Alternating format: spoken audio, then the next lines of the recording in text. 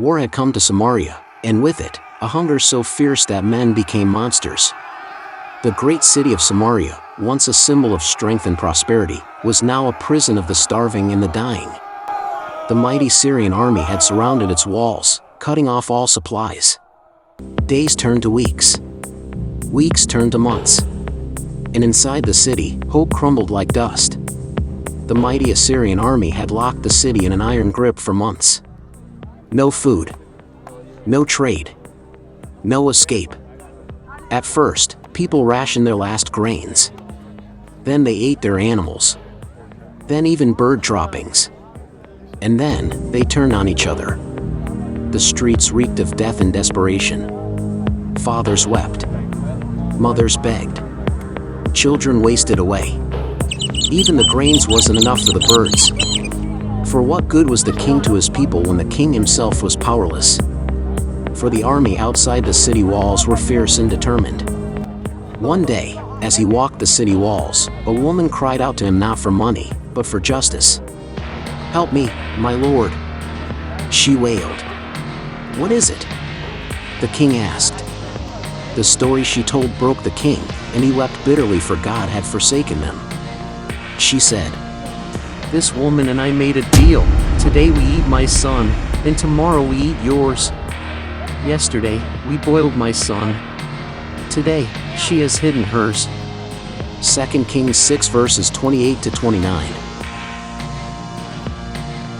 On hearing such bizarre story, the king tore his robes in horror. In his anguish, he blamed God and God's prophet, Elisha, for bringing such war upon them. For months his army had been trying to repel the constant Assyrian attacks. His resources were all spent, even his army were starving. Thus, he proclaimed, "May the Lord punish me if Elisha lives another day." He swore. The king sent for his guards to bring the prophet before him. But when he confronted the prophet, Elisha remained calm. Elisha said, "By this time tomorrow, food will be plentiful and cheap at the city gate," as recorded in 2 Kings 7 verse 1. The crowd laughed. How? There was no food, no way out. How could a starving city be rescued in a single day? Even the king's top military strategist knew it won't be possible to push away the vicious Assyrian blockade in months. Then, a royal officer spoke up, sneering, "Even if the Lord opened the windows of heaven, could this happen?" Elisha turned to him, his eyes burning with divine certainty. "You will see it with your own eyes, but you will not eat of it." When he said this, the crowd became more furious and turned their anger on the prophet. The prophecy was spoken, but no one believed. It is the same with us. Most times we doubt the word of God. When a prophecy has gone forth, as believers we must trust in God to keep to his words. Beyond the city gates, 4 lepers sat in the dust. Back in the days, lepers were the unwanted, they were untouchable, and often perceived as the forgotten. The 4 lepers were outside the city of Samaria because, according to the laws of ancient Israel, leprosy was considered a highly contagious and unclean disease. Levitical law required lepers to live outside the city and stay away from the general population to prevent the spread of the disease, as written in Leviticus 13 verses 45 to 46. Due to the siege of Samaria by the Assyrian, Aramean army, the city was suffering from extreme famine, and the lepers, already outcasts, were in an even more desperate situation. They were not allowed inside the city to seek food, and staying outside meant they were caught between starvation and the enemy camp. A life-edge dilemma.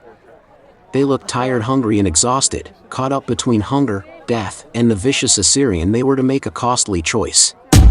Zadok, the oldest, stared at the city. He said, "They won't let us in. We'll die here." Reuben sighed. "Then we should go to the Assyrians. If they spare us, we live. If they kill us, well, we were dying anyway." The others nodded in agreement. They had nothing left to lose. And so, with weak legs and weary hearts, they began their march to the enemy camp. As their feet dragged through the dust, and their broken, feeble steps echoed in the night, heaven moved. The moment their feet touched the ground, God multiplied the sound. It was like 1,000 chariots blazing through the night. This was the leap of faith the heavens had been waiting for. For in 2 Kings 7 verse 6 it is written, "The Lord made the Assyrians hear the sound of chariots and horses and a mighty army approaching." To the Assyrians, it was no longer 4 starving lepers. It was an unstoppable force, 1,000 cavalry storming toward them. The message was sent across to the king, who couldn't believe it. "It's a trap," he screamed to his generals. "The Assyrians are hiding, waiting for us to come out." But his servants, remembering the words of the prophets, urged him to send scouts. When the scouts returned, their faces were pale.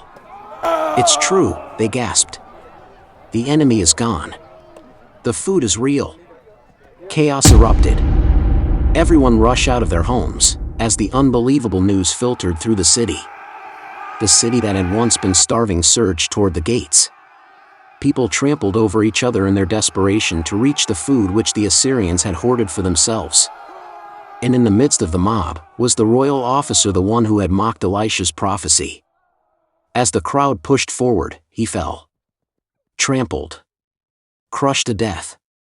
For he saw the miracle with his own eyes, but he never tasted it, just as Elisha had spoken. As he was falling, he remembered the words of the prophet, but it was too late.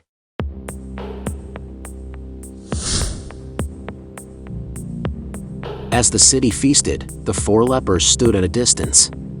The same people who had rejected them now owed them their lives. Reuben turned to Zadok. "Who would have thought? God used us, for dying men, to bring salvation to a whole city." Zadok smiled. God never wastes a step.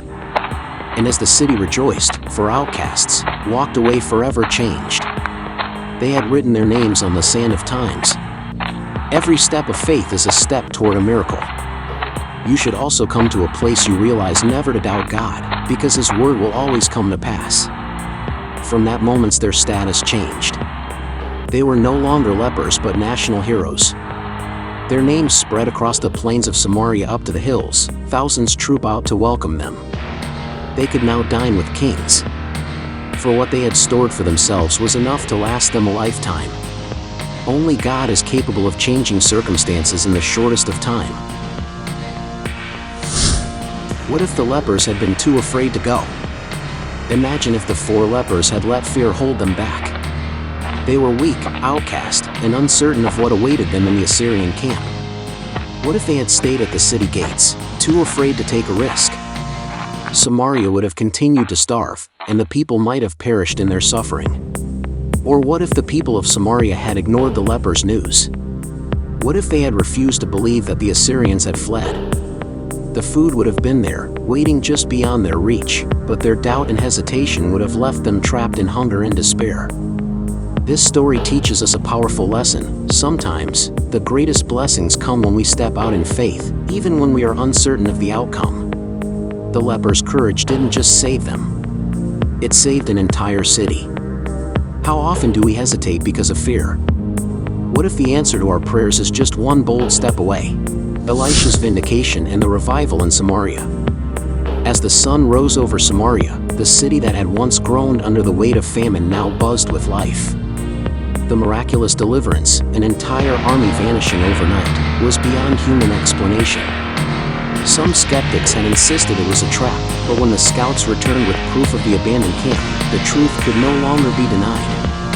The words of Elisha rang in their ears. "By this time tomorrow, a measure of fine flour will sell for a shekel, and 2 measures of barley for a shekel at the gate of Samaria." The impossible had become reality. Food flooded the markets, and the people who had once doubted the prophet now saw him in a new light. The city, which had been consumed by despair, suddenly turned back to God in reverence. Many who had mocked Elisha now sought his wisdom, realizing that only the hand of the Almighty could have driven away the mighty Assyrian army without a single sword being raised. Families who had lost hope now knelt together in prayer, giving thanks for their deliverance. They brought out fear's strange gods and destroyed them. For a time, the land knew peace, and the people of Israel renewed their faith in the God of their fathers.